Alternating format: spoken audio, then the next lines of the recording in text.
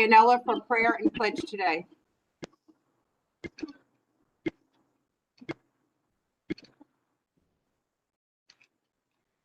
We ready for the prayer? Yes, our Yes. assembly's been called to order, and I recognize you, Councilor Iannella, for prayer and pledge. Thank you very much. We come to you this hour asking for your blessing and help as we are gathered together. We pray for guidance in the matters at hand and ask that you would clearly show us how to conduct our work with a spirit of joy and enthusiasm. Give us the desire to find ways to excel in our work.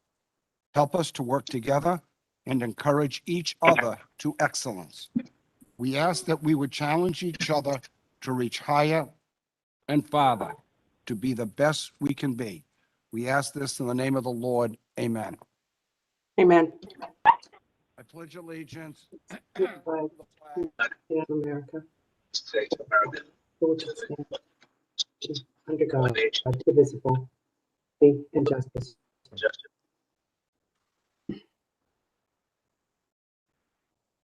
Okay, thank you, Councilor Iannella. I recognize Councilor Duff for a motion to record advice and consent for the financial warrant. So moved, Governor. Second. There's a motion and a second. All in favor, say aye. Aye. Aye. I recognize Councilor Jubinville for a motion to record advice and consent for the pending list of notaries, public, and justices of the peace. So moved. Second. There's a motion and a second. All in favor, say aye. Aye. Aye. And I recognize Councilor DePalo for a motion to record advice and consent for the appointment of Andrew Abdella to the position of Associate Justice of the District Court. So moved. Second in Second. discussion. There's a motion and a second. Councilor Thank you. Devaney. Thank you. Thank you, Lieutenant Count. I find no joy in voting no today, but I know it is the right thing to do to represent the citizens of Massachusetts. I know it's not always popular to do the right thing. Today, the council will be voting on a nominee to be a judge who has very little legal background. He has had only 2 jobs since law school, working in a city hall as an assistant solicitor with 12 other assistant solicitors in that same office and working for a sheriff. In 21 years as a counselor, I have never seen an application like this. What is most disturbing to me is a serious sin of omission. The nominee signs the certification and waiver on the application that it is not complete as it is directed. It reads, I hereby swear or affirm under penalties of perjury that the information provided within my application is true and complete to the best of my knowledge and belief. I want to make this very clear. I am not in any way questioning penalty of perjury part.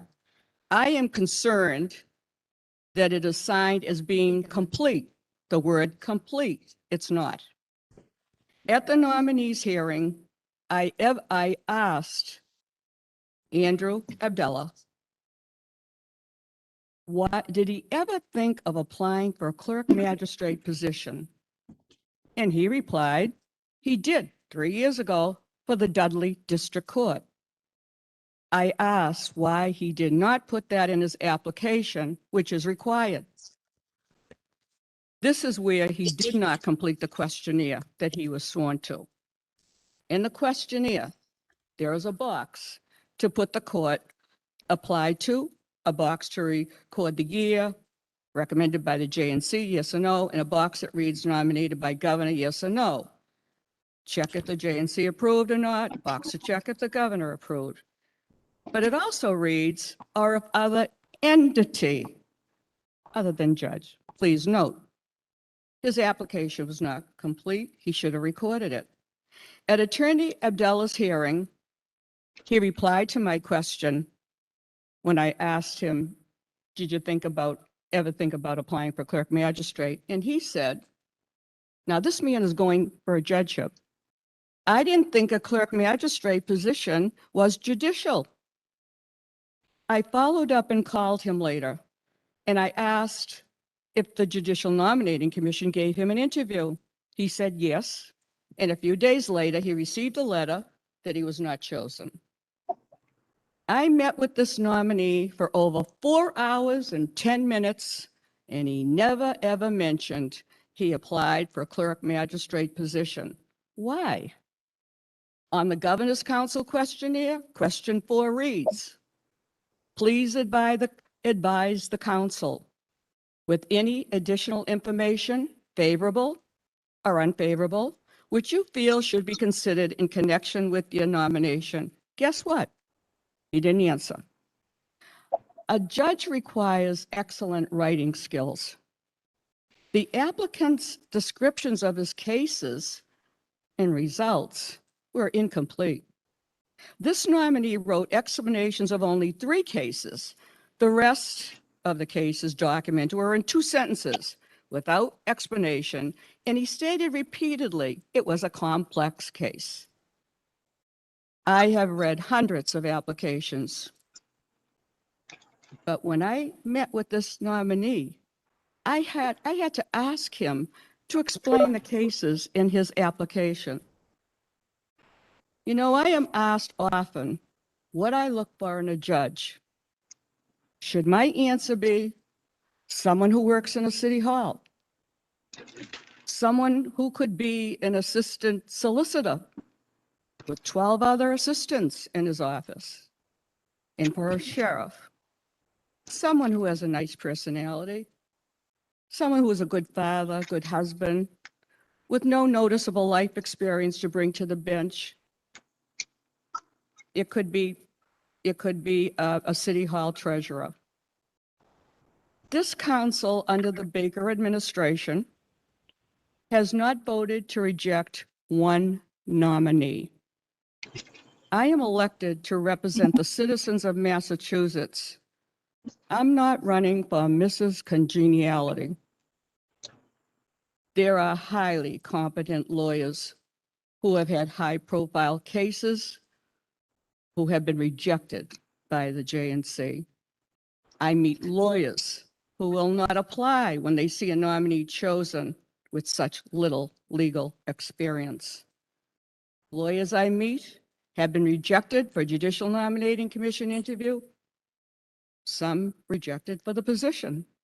Lawyers for 20, 25 years, hundreds and hundreds of trials and cases, 3 and 4 times a week in court, criminal cases, civil cases.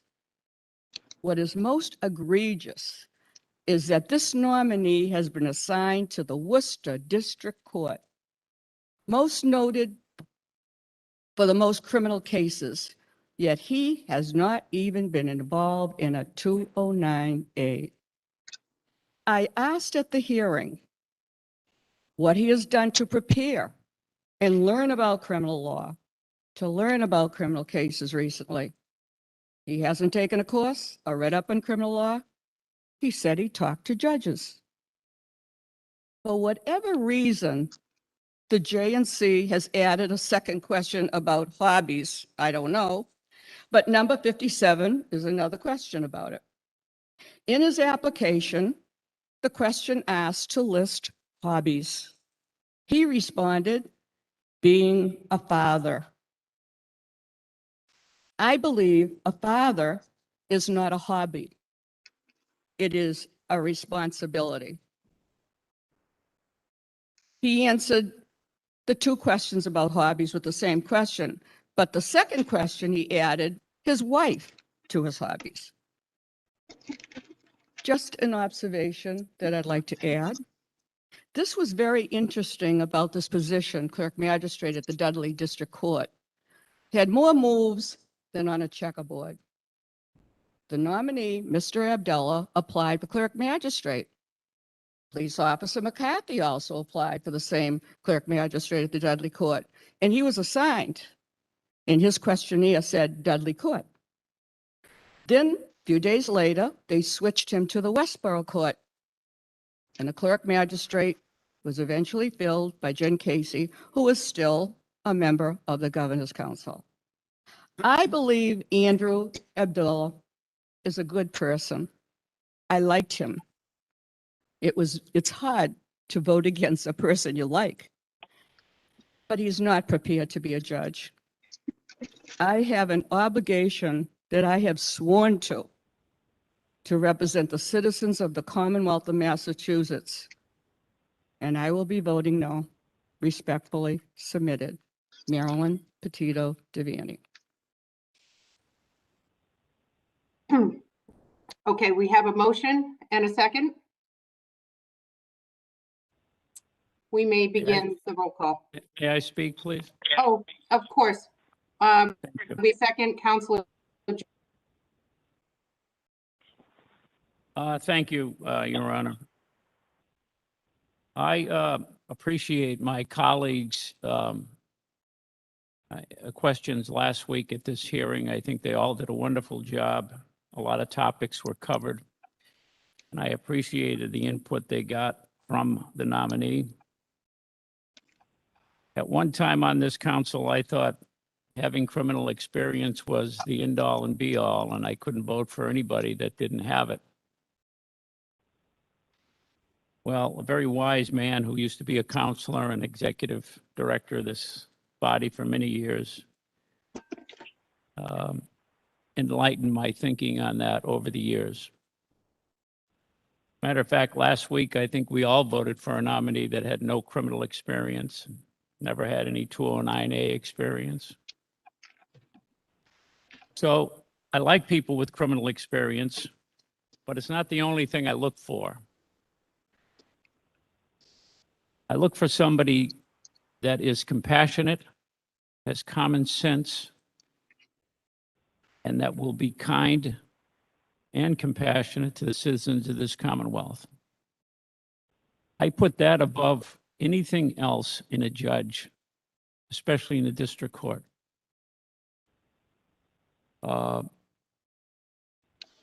In addition to that, he had one unusual quality that I thought about over the weekend. I asked him about it last week. Judges, district attorneys, probation officers, and lawyers that work in these buildings, I believe they're going to ask for jail time. They should at least know what it's like to send a citizen of this Commonwealth into those cages. He definitely has that experience for a long time.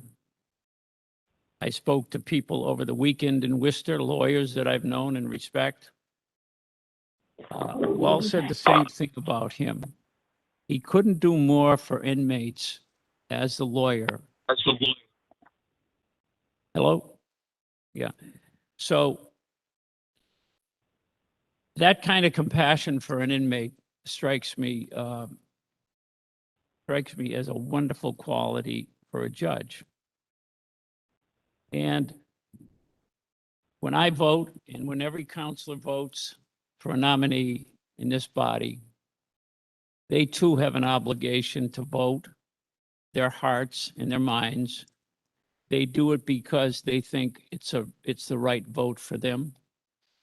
Sometimes it's a different vote than I do, but I don't criticize my counselors because they all have to come to the conclusion to vote yes or no in their own minds. So this candidate has a good sense of civil law.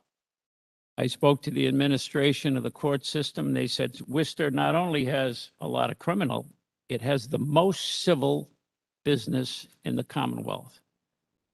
And that this individual, if he gets confirmed, would be in the civil side of the court in Worcester, probably for some time. And they indicated to me that usually there's a 4-week break-in period. He may need 5, he may need 8 weeks, but he will not do criminal stuff until he is ready. The other big factor in my decision was Judge Hillman, who I think is one of the best judges that has ever sat in the Commonwealth and one of the best federal judges on the bench. And he really went on and on about him, and I spoke to him in private about him.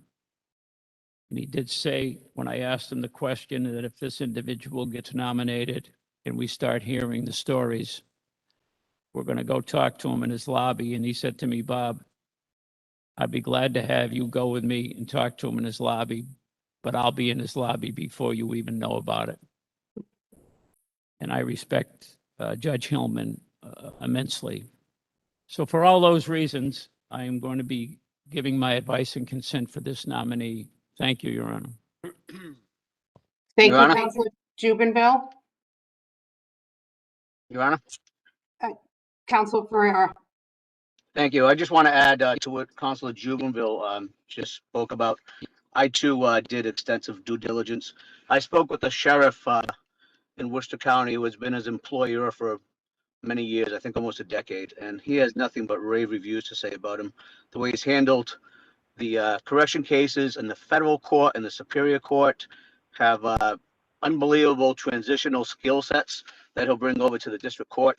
I also spoke to Brian DeAndre, the clerk in Worcester District Court that we put on, who's doing a great job. And Brian explained to me that a lot of the newer judges especially kind of shirk the civil session because they don't have experience there. Most of the people we put on do have an incredible amount of criminal experience. And I think sometimes the district court is lacking people with civil litigation experience. And clearly the nominee has a lot of that. Also, I echo the sentiments of Councilor Jubinville. When a federal district court judge comes into our session and tells us that he's known this man for 20, 30 years, he's going to be a wonderful judge. You have to put a lot of credence in that as well. So for those reasons and many more good things that I've heard about the nominee, I'll be voting yes today as well. Thank you, Councilor Ferreira. A motion and a second. We may begin the roll call. Council Ferreira, Yes. Council Jubinville, Yes. Council Devaney. No. Council Iannella, Yes. Council Duff, Yes. Council Kenedy, Yes. Council DePalo, Yes. Yes. Council Hurley. No. Governor. Thank you. Lieutenant Governor, I neglected to say that last week that I did get a call from Clerk Magistrate Brian DeAndrea, who is a close neighbor and friend of this nominee. And I wanted to put that in the record that I did get that call. Thank you. Thank you, Councilor Devaney. Thank you, members of the council. I have a question before we adjourn. I received 2 letters, Lieutenant Governor. One of them I had requested in July of last year. And I was very upset and very concerned about the deaths of coronavirus. Of the 77 or more heroes, veterans that we should be caring for who died. And my sister who died, and my other sister who was dying. So I had very strong concerns. Are we taking care of our elderly? My sister got sick. She had a mobility problem, and she was in a small nursing home in Newton, and 21 others got the coronavirus. My sister got sick, quarantined. We could never visit her. She died alone. No one should die alone. I'm a Catholic. We had no wake. We had no funeral mass. We had nothing. At the same time, it was like a nightmare. My sister Alice was in assisted living, and we got word she was dying. Thank God Alice is coming back. We lost Grace. And we lost 77 good people, elderly people who should we be caring for. And I got that response from July now to May. It's mute. It's mute. And I just want to say publicly that I support the wonderful Massachusetts Veterans Service agent that we had in the State House. And I'm saddened that he was the scapegoat for all of that in that home. He's a good man. He's a good person. He served us well. He served the country well. My other question, and I've asked you again and again for a year, and I'm going to keep asking 2 questions. We had the most qualified person, 14 years working in the Air District Court. She worked 14 years in the clerk magistrate's office. She was an assistant. She was an associate for 14 years. And when she applied, when the clerk magistrate retired, I got calls. They were in shock. She got a letter saying, "You're not getting an interview." I'm not going away, Lieutenant Governor. If I can't stand for these people, who can? And you are the one that can answer. Who made the decision that she shouldn't get an interview? It had to come from someplace. And who made the decision to send that letter, and who sent it? So that's it. But let me just say, I'm going to still wait for that. But I do want to say thank you for your sentiments of condolences when my sister Grace died. I want people to know that. You know I thanked you before, but I want to thank you publicly. But I would like to know those answers. And you know what? The people deserve to know who is being appointed. The interesting thing about this appointment, there were 3 people that applied for it. We've got someone that was still on the payroll of the Governor's Council. There's something wrong here. And I came in with Governor Salucci. I loved him, most honest person you could ever know. He had a policy. If you worked here in the state, you could not apply for a judiciary appointment for 6 months and 1 day after you left. Isn't that a wonderful policy that we don't follow? So I'm going to leave with that. And one more thing. Can we have a moment and let's all say a prayer silently to ourselves for all of those who gave their lives that we will remember Memorial Day.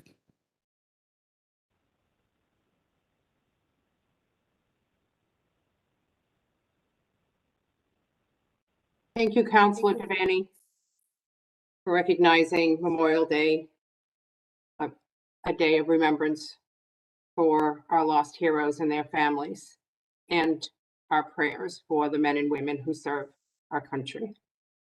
Thank you for honoring them with your words today.